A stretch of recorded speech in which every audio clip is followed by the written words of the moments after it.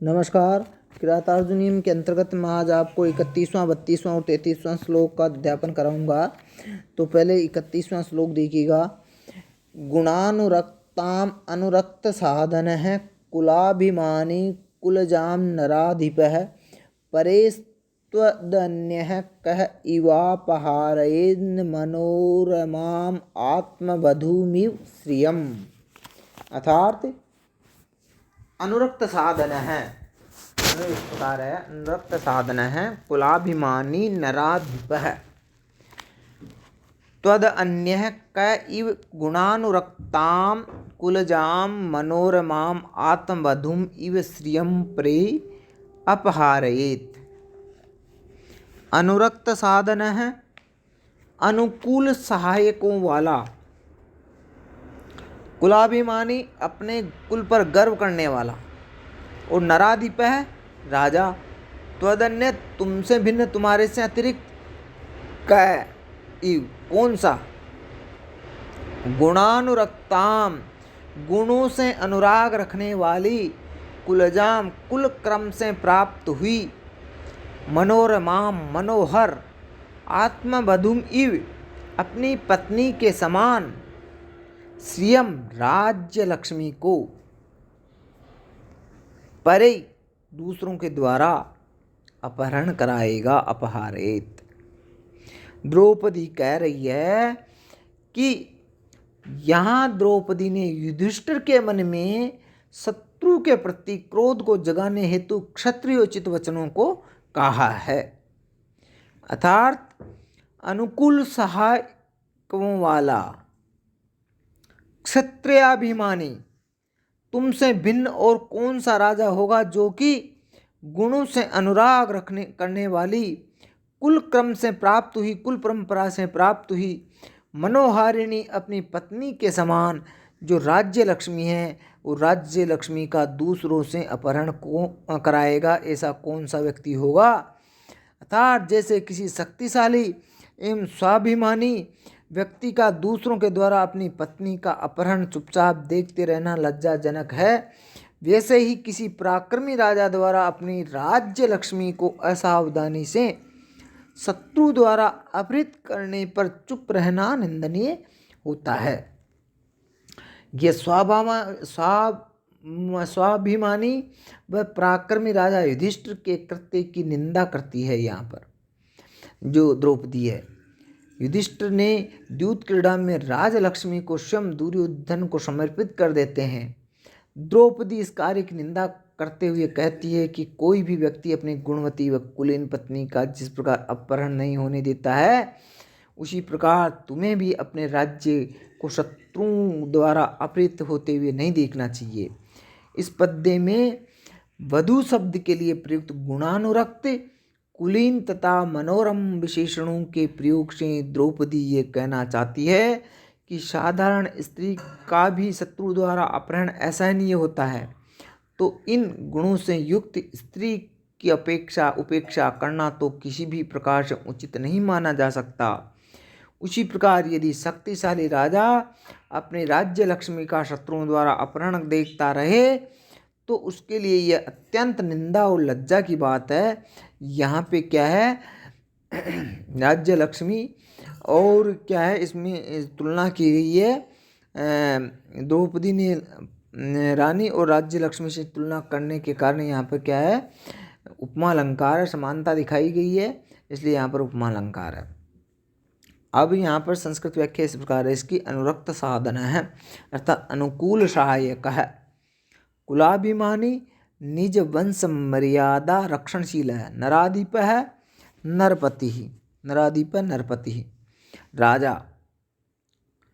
त्वद अन्य त्वतो अन्य क इव भवेत यह गुणानुरक्ताम संध्यादिभीर गुणेर अनुरागवतीम सौंदर्यादिभीर अनुरागिणीं वा कुलजाम वंश क्रमागताम कुलीनां वा श्रियं लक्ष्मीं मनोरमां मनो अनुकूलताम आत्मवधूं स्वस्त्रियम् इव अपहारेत त्यजेत।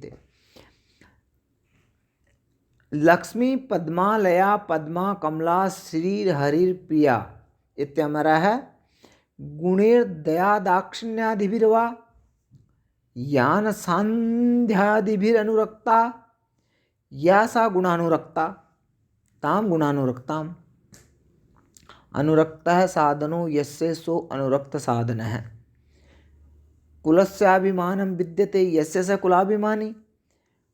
कुला जाता इति कुलजा ताम कुलजाम।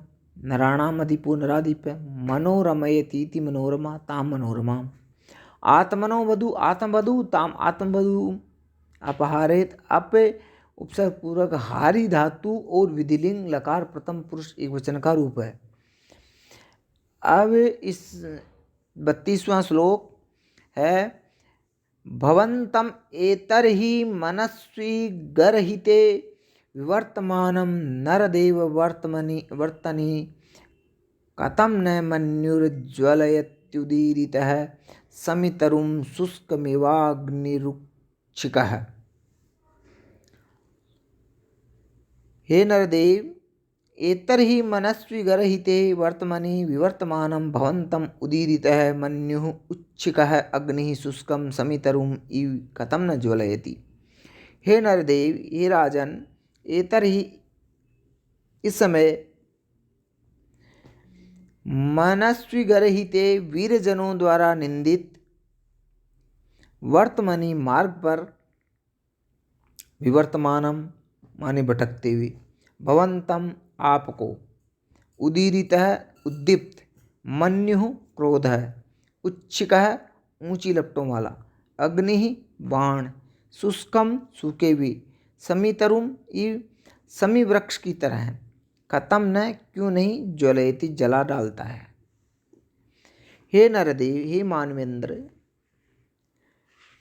इस समय में वीर जनों द्वारा निंदित कार्य पर स्थित शत्रुकृत विपत्तियों को सहते हुए आपको उद्दीप्त क्रोधाग्नि उसी प्रकार क्यों नहीं उद्दीप्त करती जैसे सूखे समी वृक्ष को उद्दीप्त अग्नि जला डालती है, तो उसी प्रकार आपको उद्दीप्त क्यों नहीं कर रही है। मेरे कहे हुए जो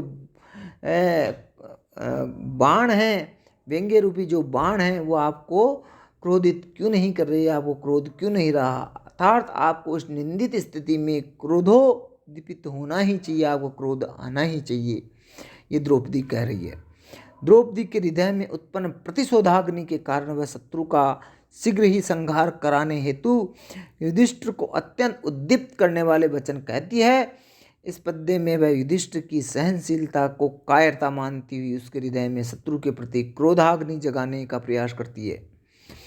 यहाँ युधिष्ठिर की समी वृक्ष के समान तुलना करने में द्रौपदी का अभिप्राय यह है कि जिस तरह समी वृक्ष में स्वतः विद्यमान अग्नि उसे जला डालती है, उसी प्रकार युधिष्ठिर के हृदय में शत्रु के प्रति जो क्रोधाग्नि है दीप्त होकर शत्रुओं का विनाश क्यों नहीं करती।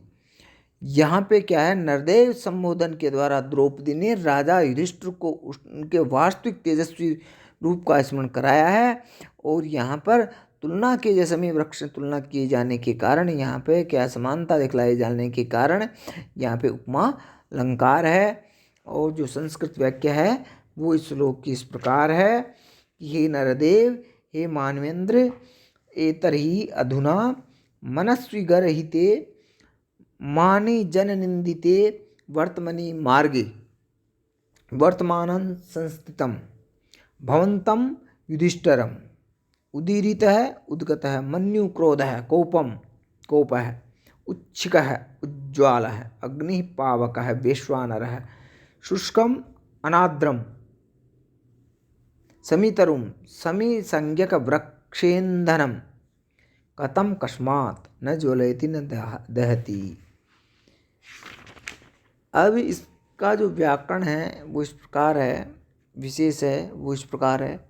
मनस्वीभिर्गरहितं मनस्वी गर्हितं तस्मिन् मनस्वी गर्हिते नराणां देवो नरदेवस्तत्संबोधने नरदेव, हे नरदेव, सम्यास्तरुः समीतरु तं समीतरुम् उद्गता शिखा यस्य से उच्छिकः उद्दीरितः उपसर्गपूर्व इर धातु से कत प्रत्यय हुआ है। ज्वलयति जल धातु से लट लकार के प्रथम पुरुष एक वचन का रूप है। अब आगे जो 33वां श्लोक है वो इस प्रकार है। अबंध्य कोपस्य विहंतुरापदां भवन्ति वस्याः स्वयमेव देहिनः अमर्ष शून्ये जनस्य जंतुना न जार्थहार्देन न विदिशा दरः। अबंध्य कोपस्य आपदां विहन्तु देहिने स्वयं एव वश्याः भवन्ति अमरशून्येन जन्तुना जार्थहार्देन सता जनस्य आदरः न भवति वा विद्विषा सतादरः न भवति। अबंध्य कोपस्य अर्थात सफल क्रोध वाले आपदां विपत्तियों को विहंतु नष्ट करने वाले व्यक्ति के देहिने प्राणी स्वयं एव अपने आप ही वश्याः अधीन भवन्ति हो जाते हैं। अमरशून्येन क्रोध रहित जंतुना प्राणी के जार्थहार्देन सता मित्र युक्त होने पर भी जनस से सामान्य लोगों का आदर नहीं होता है। विद्विषा सता शत्रु होकर भी डरा न भय नहीं होता उसको, अर्थात जिसका क्रोध व्यर्थ नहीं जाता तथा जो विपत्तियों को नष्ट करने वाला है, ऐसे व्यक्ति के सब अपने आप ही वश में हो जाते हैं। क्रोध रहित व्यक्ति के मैत्री युक्त होने पर भी लोगों का आदर नहीं होता, अर्थात क्रोध शून्य व्यक्ति चाहे लोगों से स्नेहपूर्ण व्यवहार करे किंतु लोग उसका आदर नहीं करते। इसी प्रकार क्रोध रहित व्यक्ति के शत्रु होने पर भी लोगों को भय ही नहीं होता यदि उसको क्रोध नहीं आएगा तो। इसका आशय यह है कि क्रोध शून्य व्यक्ति चाहे लोगों पर स्नेह रखे या शत्रुता, किंतु लोग उसका न तो आदर करते हैं और नहीं भय मानते हैं। अतः व्यक्ति को क्रोध शून्य भी नहीं होना चाहिए कभी। शत्रु अथवा अपराधी के प्रति क्रोध क्षत्रिय का गुण माना जाता है। ये जिस व्यक्ति का क्रोध निष्फल नहीं होता, ऐसे पराक्रमी पुरुष की अधीनता जनता स्वयं स्वीकार कर लेती है, अर्थात ऐसे व्यक्ति ही विपत्तियों को दूर कर सकते हैं। यह संकेत द्रौपदी युधिष्ठिर से करना चाहती है कि तुम्हें भी शत्रु के प्रति सफल क्रोध युक्त रुख अपनाना चाहिए। क्रोधहीन राजा से न तो कोई स्नेह रखता है और नहीं भय मानता है। ऐसा व्यक्ति चाहे किसी का मित्र बने अथवा शत्रु, जनता उसे कोई महत्व नहीं देती। इसी बात को ध्यान में रखकर द्रौपदी युधिष्ठिर को दुर्योधन आदि शत्रुओं के प्रति सबल क्रोध युक्त होने के लिए प्रेरित करती है। लोग पराक्रमी राजा को ही सम्मान देते हैं, पराक्रमहीन क्षत्रिय का कोई महत्व नहीं होता। अतः श्रेष्ठ शासक को क्रोध शून्य नहीं होना चाहिए।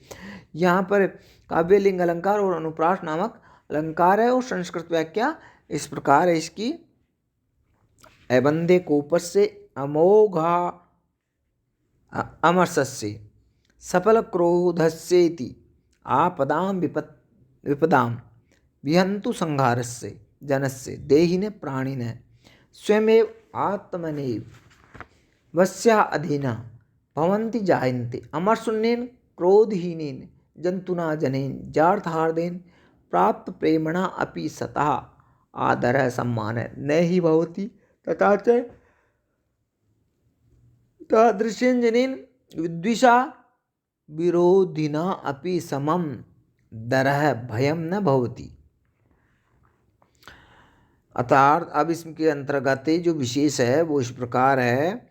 न बंध्यो अबंध्य कोपो यस्य तस्य अबंध्य कोपस्य देह ऐसाम अस्तिति देहिने अमर्षेण शून्यो अमर्ष शून्यस्तेन अमर्ष शून्यं जातम हार्दम येन से जार्थ हार्द तेन जार्थ हार्देन आदर आ उपसर्ग पुग्दृंग धातु से अप प्रत्यय होकर के आदर बना है। भवंती भू धातु से लट लकार बहु वचन का ये रूप है। अब आज के लिए इतना ही, धन्यवाद।